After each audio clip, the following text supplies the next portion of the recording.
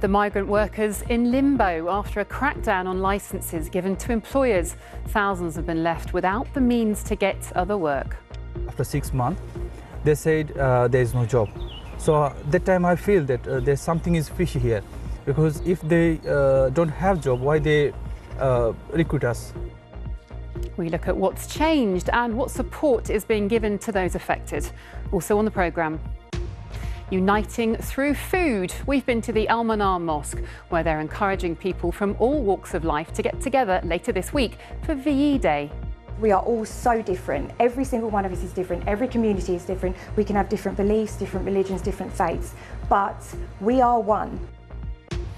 And we hear from the people behind the winning medals after the weekend's record-breaking marathon in the capital.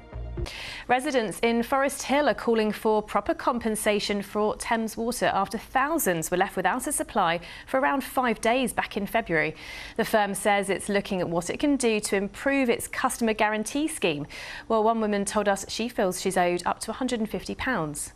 That's not a small amount of money. And when you think that 10,000 people were affected by the leak, I know just from the local neighbourhood that there's dozens of households who have been offered lower compensation than they should have. It becomes a bigger problem. Next, Gatwick Airport said it will accept stricter limits on aircraft noise, and it's put forward what it called improved plans in response to the government's approval for a second runway. Last month, Transport Secretary Heidi Alexander said that she was minded to give consent for the airport to bring its second runway into use. Gatwick has now responded with what it called an improved noise scheme for local residents. Now, the streets of the capital, of course, packed with runners and supporters for a very hot 45th London Marathon yesterday. More than 56,000 people were cheered on by huge crowds across London.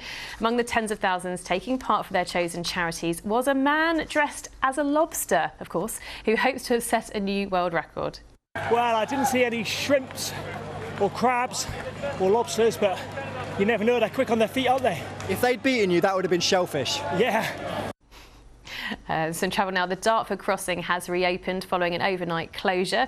National Highways said it was carrying out an extensive programme of repairs and maintenance work over the next several years to keep journeys safe and reliable. The bridge was shut from 10 and opened at 5 this morning. A former aide to the Health Secretary, Wes Streeting, has been spared jail after exposing himself to a teenage girl and following her. Sam Gold, who was also a councillor in Redbridge, was seen by the 13-year-old girl in his parked car. Today, he was sentenced to 22 weeks imprisonment, suspended for 2 years after admitting 2 counts of exposure. Knightsbridge Underground Station has been refurbished with a new entrance and the installation of 3 new lifts, increasing capacity at the station. The new step-free access opens up some parts of the station that have been shut for nearly 100 years. Knightsbridge sees more than 13 million journeys each year. A man's been charged with murder following a fatal stabbing in Twickenham on Saturday night. Harpal Singh Rupra died after being found with stab wounds in Ellerman Avenue. George Luca, who lived in the same street, has been charged with murder.